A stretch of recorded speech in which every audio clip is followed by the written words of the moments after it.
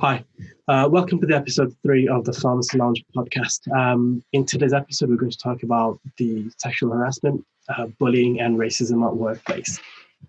It's something a lot of us, or most of us, will face or has faced in our career, whether you're um, whether newly qualified, whether you're a manager, whether you're working in hospital industry, wherever you are. There's a good chance that you either know someone or you faced it yourself. Um, in today's episode, we have Paul Summerfield and Sarah Reed, both community pharmacists of different backgrounds. I mean, Paul was here in our last episode talking about law and ethics, so he'll give us a bit of a legal angle on how you can deal with such things as sexual harassment and bullying and racism. Whereas Sarah will give us her background on how her angle on how you can deal with that as a female pharmacist. Now, she herself has faced some really awkward customers, so she will tell us a bit more about that herself. But before we go any further, I want to try and give you some stats of how many people face these kind of bullying and harassment in community pharmacy. So, in a recent PDA survey, of more than 1,200 respondents, revealed in the past month, more than 90% of respondents have seen incidents where patients or customers have behaved abusively or aggressively towards them or their colleagues.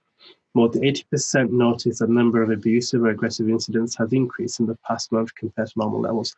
Now, this is just during the COVID pandemic, where customers have been very, very aggressive.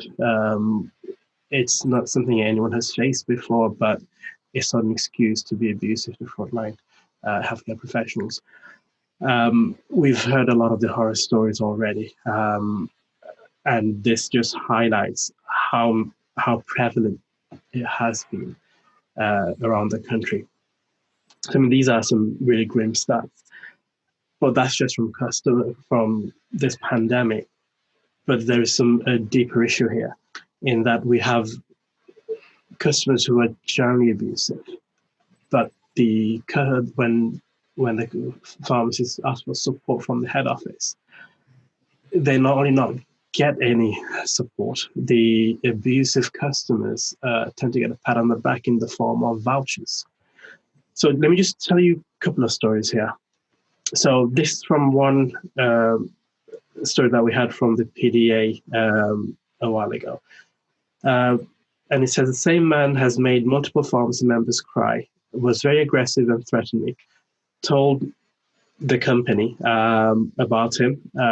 They did absolutely nothing. In fact, they offered him vouchers as he complained that we were rude. We literally have no support from anyone, especially from large multiples, such as Company X, who I work for and who will do nothing about it. In another story, this is a female pharmacist who was pregnant at the time. I did have a particularly nasty incident whilst working for a large multiple X. A male customer came in with an incomplete written CD prescription for a relative. It was Sunday. I told him I couldn't accept the prescription as it was incomplete, and I needed to contact the prescriber. This opened up a torrent of abuse. No support staff were nearby, and there was no security. And I was pregnant at the time. It made me feel very vulnerable. He told me he would make sure I lost my job and hope that I got cancer amongst all the F words. I reported it to the Company X on the Monday, and they said he'd been in touch and threatened to give the company a bad publicity. And they told me they sent him vouchers. This is really, really shocking. When you're abused by customers, the last thing you expect is your employers to go give them a pat on the back and think more about the bad publicity than your own safety. And this is something we've noticed even during the COVID crisis, when companies were telling staff not to wear PPE because it would scare the patients. I mean, there's no concern about you getting COVID or your own health and safety, but no, we need to think about the profit before we think about you this is the message that we're getting from these large employers, large multiples. And it's coming a lot from large ones because the independents that we have spoken to, they tend to be very, very supportive. And the staff that we spoke to that work for independents, they tend to have their back and support them in that way. And I'm not saying all the multiples are bad or all the independents are angels, but I think we need to take a look at how we deal with these scenarios and how we deal with our staff. So I just want to bring you in, Paul. Legally, where do we stand when we get abusive customers, and we have no backing from our employers? Right. Well, basically, first off is to say that those two stories, unfortunately, you would expect them to be less common than anything. But to be honest, abusive and aggressive patients are they are in pharmacy. They do rear their heads. In relation to what your employer needs to do, they need to make sure that your workplace is safe. Not only physically safe, you're looking at the Health and Safety Act, etc. They've got that responsibility, but they've also got to make sure that you are safe to do your job, and that includes ensuring you are safe from abuse and harassment, not only from internal abuse and harassment, but also external, so patients. I'm loath to call them customers because I see pharmacy as a clinical environment, so I prefer to call patients. So when patients come in, there should be policies in place to protect you. And if there's not, you need to be questioning why that is. The first incident that you mentioned where the chap basically ran up and after his tirade in the pharmacy, ran up and got some vouchers, as a, oh, we're sorry that this has happened to you. What should have been happening is the company should be saying, well, your behaviour is not acceptable. We have looked at this, or we will look into it. We'll get both sides of the story, but to come into one of our pharmacies and say what you said is not acceptable. And basically fire a warning shot across the van and to say, if you do it again, you're out. In the second one, that truly is shocking, to be honest. Nobody should be subjected to that level of abuse, especially when you have got one of the protected characteristics under the Equality Act, i.e. this young lady was pregnant.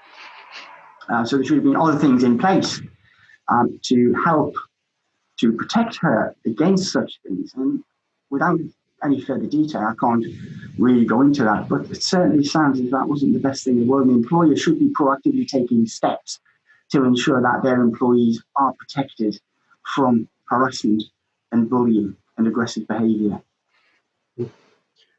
Sarah, I want to bring you into this one as well. As a female pharmacist, how would you feel in that situation, and what would your expectations be of your employer? I think, and I only speak from my experience, as I've been a pharmacist in a multiple and also now in an independent, so I can kind of see the difference between the two. I have had experience that these situations do sound very familiar, unfortunately, and I wish that I could say that they weren't. I think sometimes it falls down to, unfortunately, a disregard sometimes in what the responsible pharmacist actually stands for. So some places are very quick to say the responsible pharmacist is responsible for these things and such. But then when it comes down to the legalities and things that actually we put down the law in terms of the CD prescription wasn't correct. The responsible pharmacist overrides the store manager and such in that aspect. Yet we then find ourselves overridden. It's quite, I don't know, it's disappointing that that it still happens, yet, they'll be the first ones to maybe say, oh, well, you're the responsible pharmacist, this shouldn't have happened. It's disappointing that is still happening, and that customers are being mollycoddled really into, vouchers for this, vouchers for that. It's, In the second scenario, obviously we have the pregnant pregnant pharmacist. Obviously, we haven't. You've faced a lot of issues with some of your customers when you do the Viagra consultations. Tell us a bit more about that and how you dealt with that. So there have been numerous occasions now where I found myself in very uncomfortable situations for Viagra. So the background of Viagra consultations, Viagra Connect, should be that it's on the initial supply of this, we need to have the discussion with the patient. It needs to be safe, it needs to be a suitable supply. And because of the sensitive item, we need to have that conversation in private, or, not being able to be overheard. But then you find yourself sometimes in a consultation room with someone who is not there for the intention of seeking your professional advice. And I say that I found this out upon reflection. So you go into that consultation room with the intention of having a conversation about this item, and then you find yourself not feeling 100% certain about what you're discussing. So my things have been sometimes the patient's going into a little bit too much detail for you, almost to gauge your reaction of what they're saying, or describe this anatomy to me. And if, necessary in some consultations, of course, like we want to make sure patients understand what we're saying, but you just get that feeling of unpleasantness. And I think mine's only been verbal unpleasantness, that, that kind of thing. But I guess there may be other aspects. People have had physical uncomfortableness in those kind of scenarios. But so my thing is being safe versus unsafe in those consultations. Of safe would be, you can ask someone to stop and to just, this will carry on if you really want to supply the medication, but that language or behavior isn't acceptable. Versus the unsafe element of you feel like you are threatened or something like that. And it would be more, as a female, how can I stop those consultations in that kind of aspect? And what would be my rights? Because in a legal sense, I really couldn't disclose what I've discussed outside of that room with someone, maybe, if you see what I mean. I go into that room, I have to keep that information confidential. Yet if I've been threatened, I don't want to have the next female pharmacist come into that, or the person to not be suitably disciplined for behaviour like that where necessary. That would be my kind of questions, really. If I could come back on this, with Sarah just picking up on a very specific point of what you can and cannot disclose. If you look at the law around disclosing certain things, and they mentioned the public interest. Now, we talked about public interest in the last podcast, but I think we can widen it up slightly here to look at the public interest in general. And you have to ask yourself, is it of interest to the public, or is it in the public interest? And there's a distinction between the two.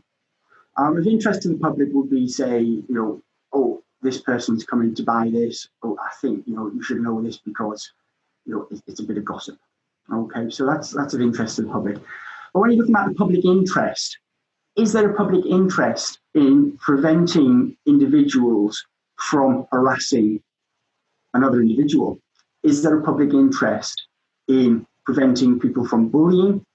Is there a public interest in preventing sexual harassment? And the answer is yes.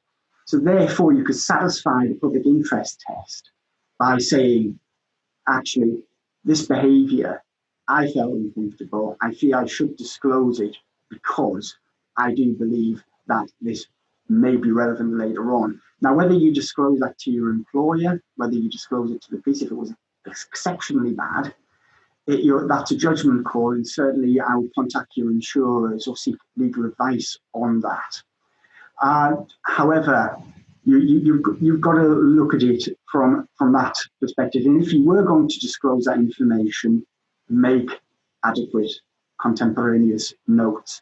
very important, because you never know when this stuff is going to come back and bite you. It may not, or it may do. So there may be a complaint to the regulator, in which case you'd have to evidence why you made such a disclosure. One way of doing it, and this is just sort of thinking on the feet here, or thinking sitting down in a chair more precisely, is you could disclose that information to another professional colleague, to another pharmacist, and just say, from a professional point of view, I've been in this situation, how would you have handled it? So you're not really breaching any confidence there, because you're seeking advice from a fellow professional. It's only when you would be stepping outside of that, that's when you have to start thinking about, am I going to be breaching confidence?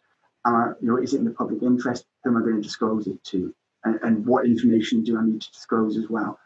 The information that you disclose needs to be relevant to what you're wanting to disclose about that person. So you, for example, taking this a little bit back, the police come in and want to look at the controlled drug register because they have had a spate of somebody selling controlled drugs. Yes, they could look at it for a specific purpose, but if they came in and said, we just want to have a look at your controlled drug register because we're interested who's getting them, that would be a no. So, you've got to gauge it. You've got to gauge it. I hope that gives a little bit of clarity in what you can and cannot discuss in relation to how, if you felt threatened in a consultation. I would always say it's better to disclose and then look at what may happen later on, rather than not disclose and potentially this person or persons will go on to do other things. So, it's a very fine judgment call, but I would certainly say get some advice before you did so. Okay. And I think sexual harassment is one area, but there's also the from the public, but then there is also the issue of unwanted attention from another professional colleague or from your line manager. Now, in those kind of scenarios, it's obviously a bit more difficult to deal with because you either work with them on a daily basis or you work, they're your bosses and you have to work with them or for them. In those kind of scenarios, this question is for Paul.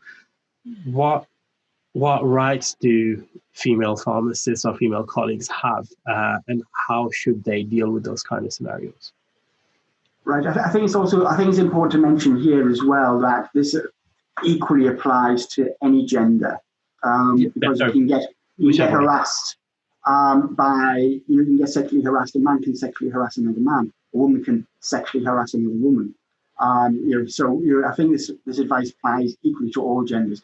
So with sexual harassment, when you mention sexual harassment, everybody thinks of the very old style, or it's somebody putting me into a corner, somebody's unwanted touching, but it's much wider than that. I mean, there we go.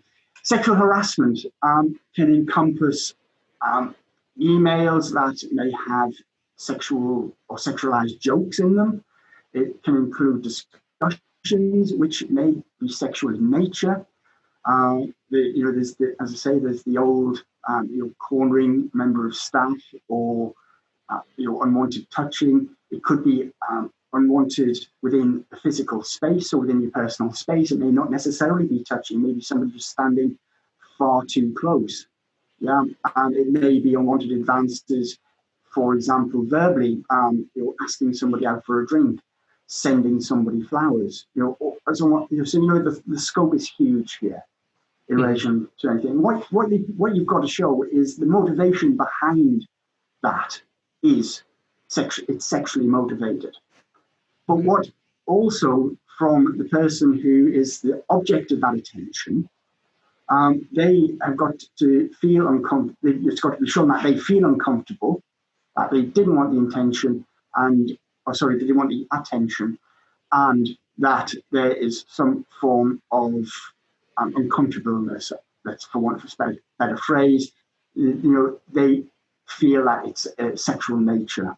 Okay, So, when you're looking at it that way, and this can happen in all situations. It can happen on works nights out. It can happen at work. So when you look at it from that way, the first thing to do is to basically, if you don't feel comfortable telling the person to stop, then is to bring that up with a colleague. You feel comfortable talking to them about this. But also, if you don't feel like you can do that, bring it up with a line manager. And I would always advise, whatever you say in work, when you're talking about putting in concerns about somebody or concern about something, do it in writing, do it on an email, because at least that gives an evidence trail. That could prove vitally important later on. But also make notes of what's happened. Very important. The more nearer to the event, the better the quality of the information that's going to be recorded. Make notes. The closer to the event, the better. The more time you leave between taking notes and the event, which may have been weeks, months, the less weight that will have. There's nothing better than doing it there and then, if you can, or at least within a few hours of it happening. So, raise it with somebody at work if you don't feel comfortable that you can say to this person, stop. And there are ways and means of saying that. Somebody of my age can just turn around and tell somebody to stop straight away.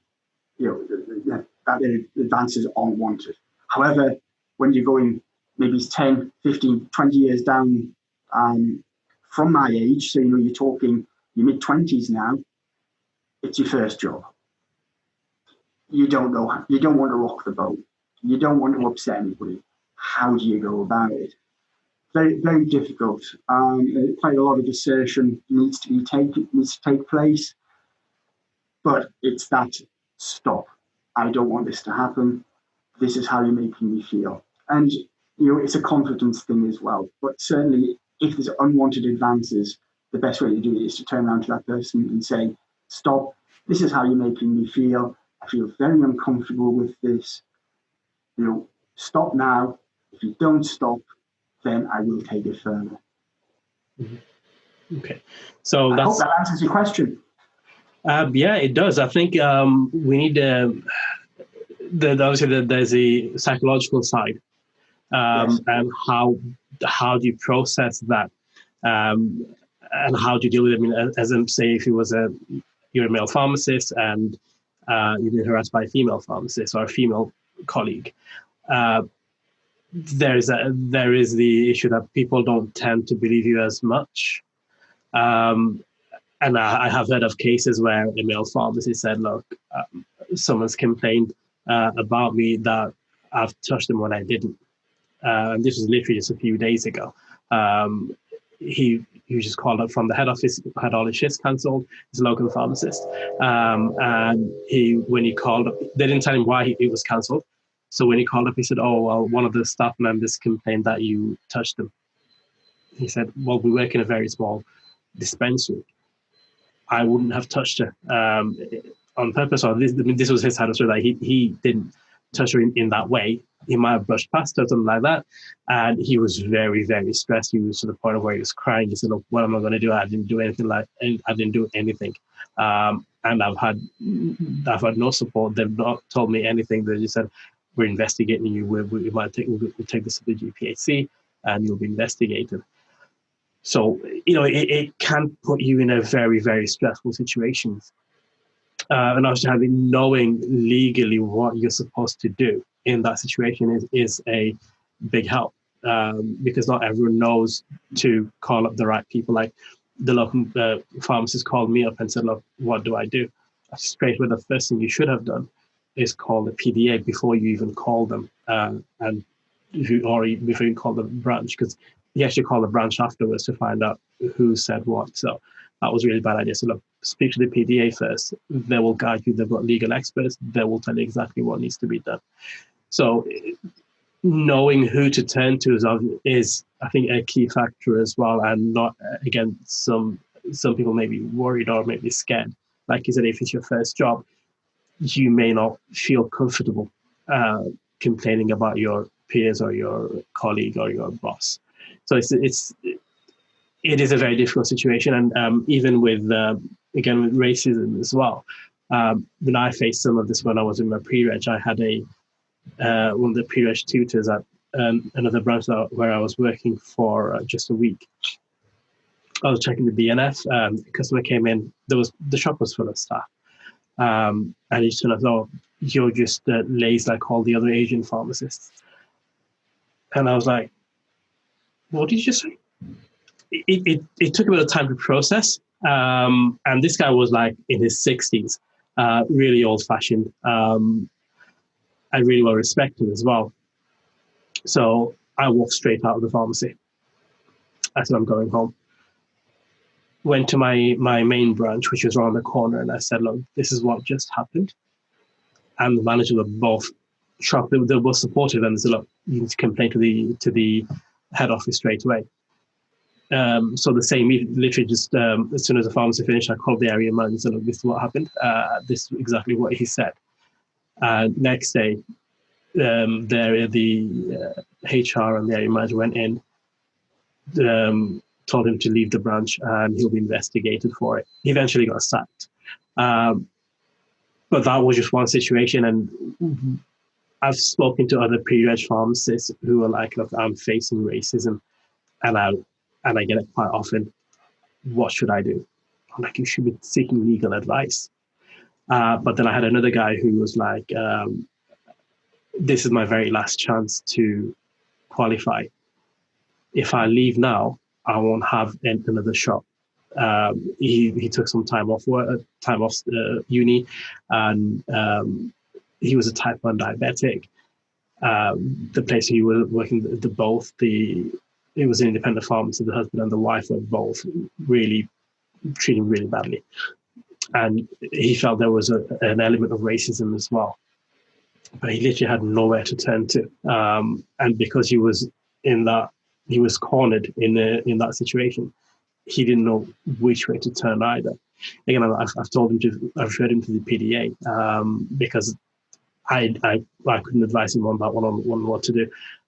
But people do face these kind of scenarios on a daily basis. And we need to make these people aware that there is a whole support network out there.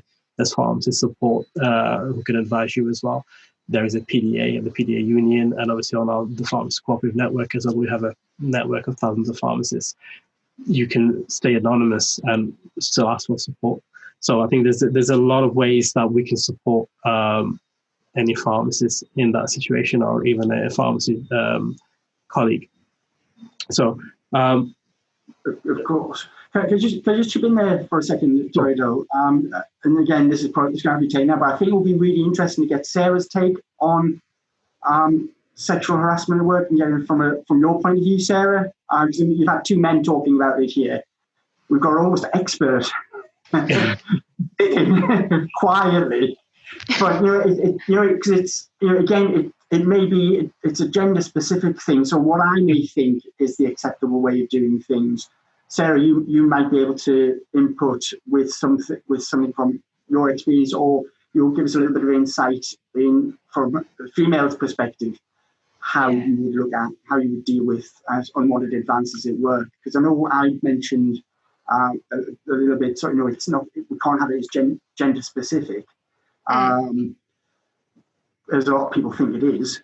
But I think it would be quite interesting. What do you think, Toydo? Just to I think we would be good to get Sarah's view on this one as well. And I was going to get to ask her next. Sorry. I think we're forgetting this is your podcast, not mine. So no, that's fine. You just take over. That's cool. That's cool. Hey, listen, I've already got my own group. But that's a 24/7 job. No, we won't go into that one. So.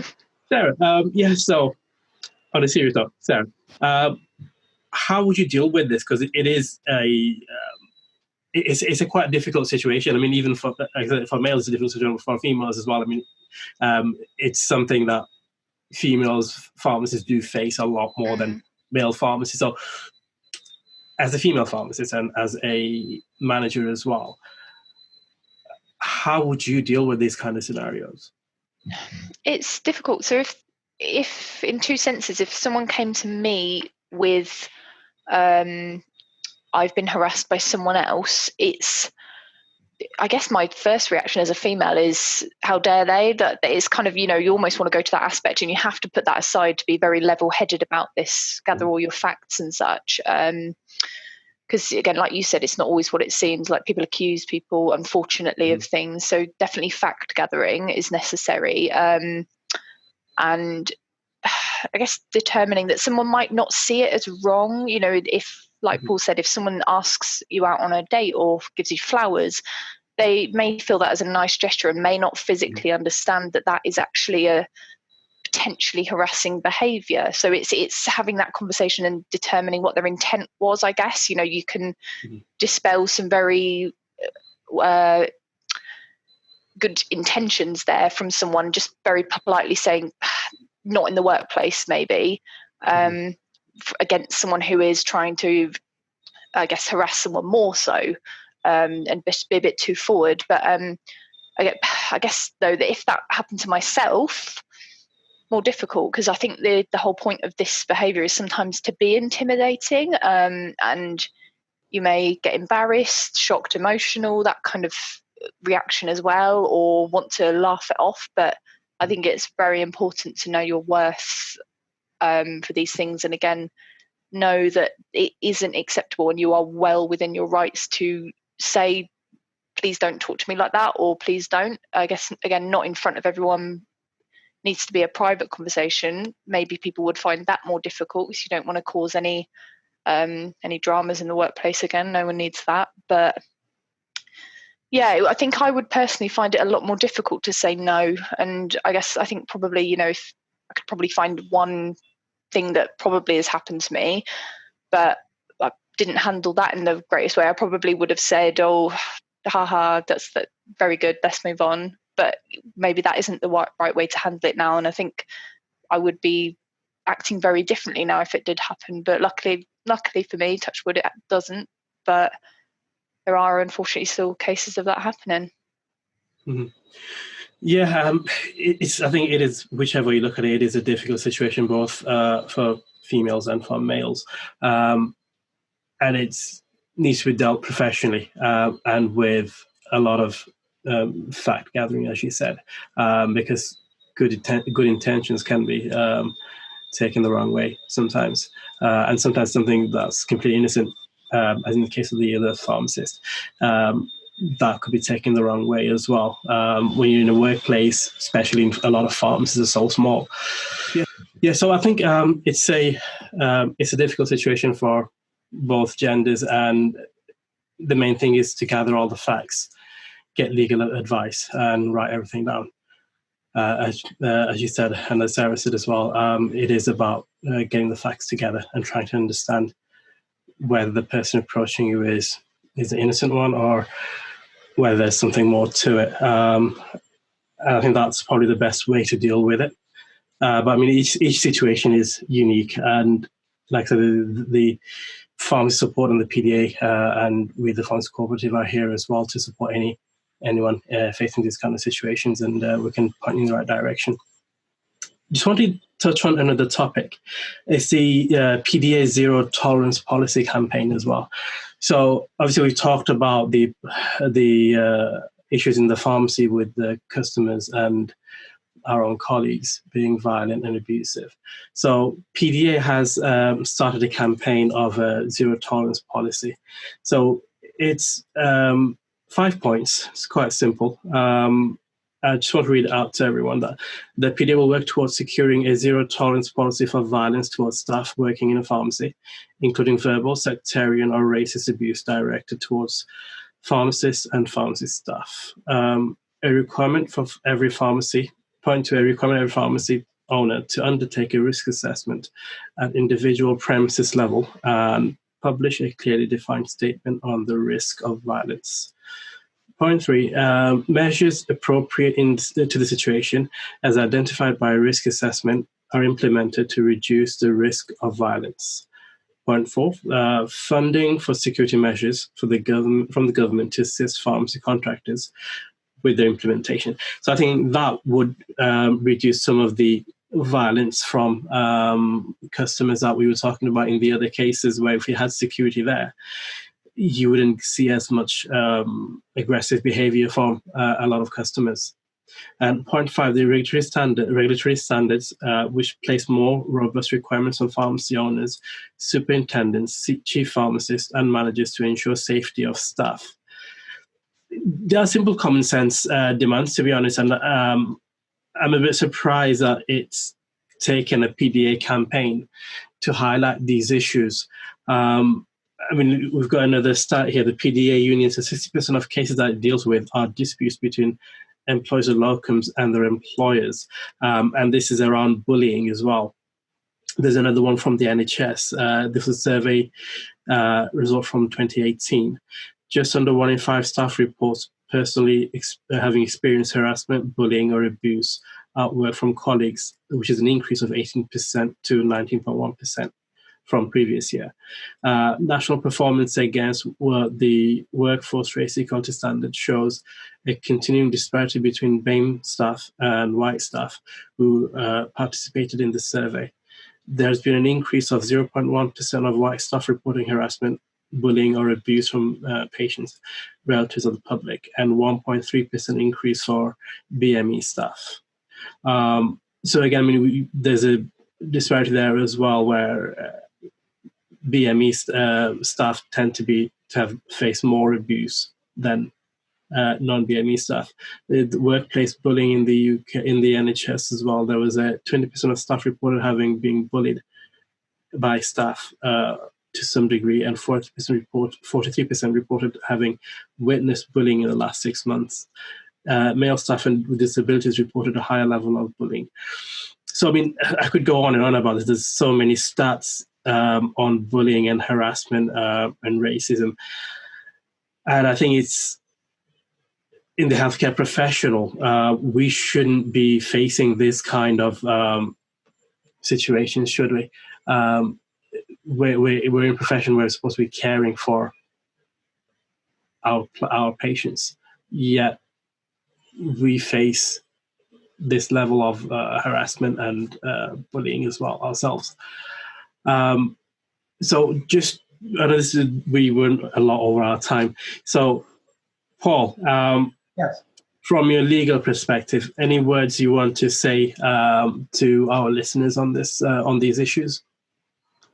Well, unfortunately, and as Sarah's alluded to earlier, the issues that have been raised by the PDA are unfortunately more common than people would like to think that they are. And I, for one, certainly support the PDA's stance on this.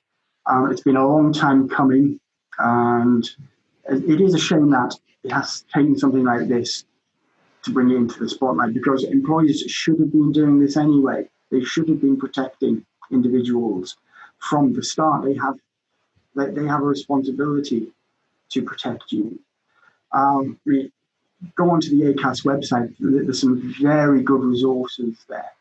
And certainly that's something I would recommend anybody facing any form of harassment, bullying. Yeah, we'll add the link with the video as well. If you could. Yeah, go and have a look.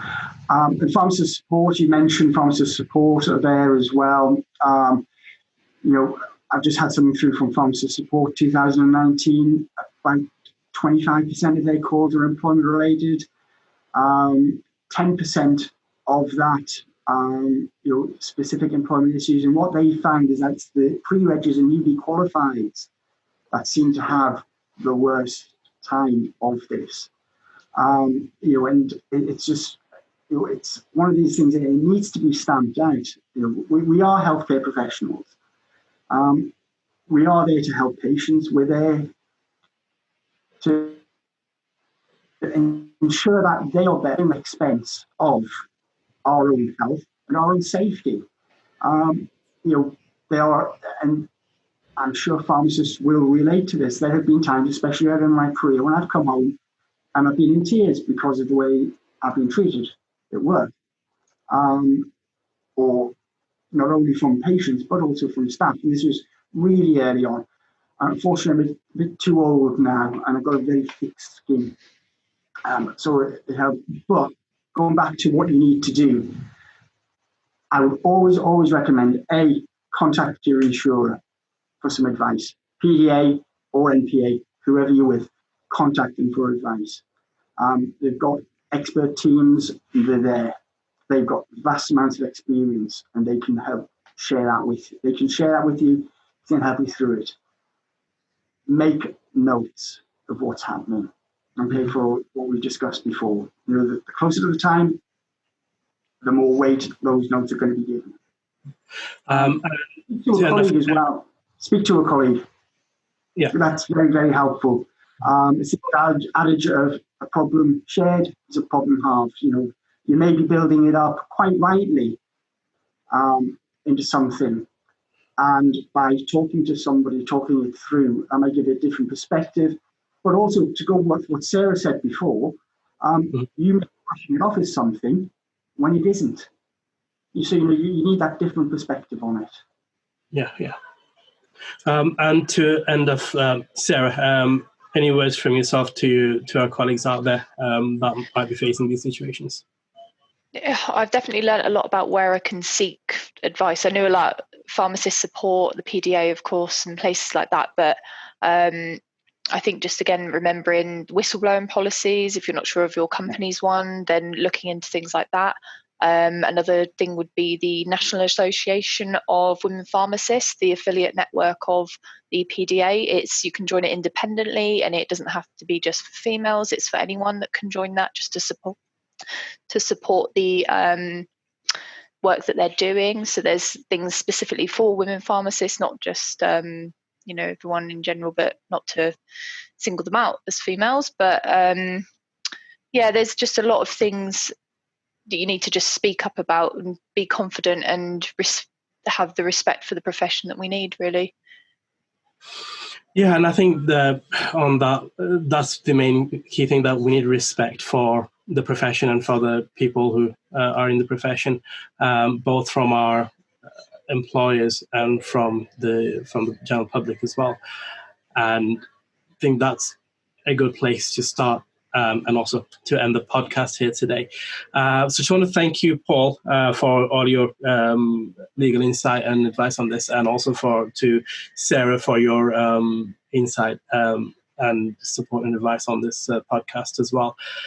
And to our viewers, to our listeners and our viewers, if you have any questions or if you need any help and support, you can always contact us on the Pharmacist Cooperative Network on Telegram or our website. You can also contact the PDA Union, or Pharmacist Support. And there's a lot of help out there. You are not alone, whether you're facing racism, sexual harassment, or bullying. You don't have to face this on your own, and we are here to support you. So until next time, thanks for listening and watching. Bye.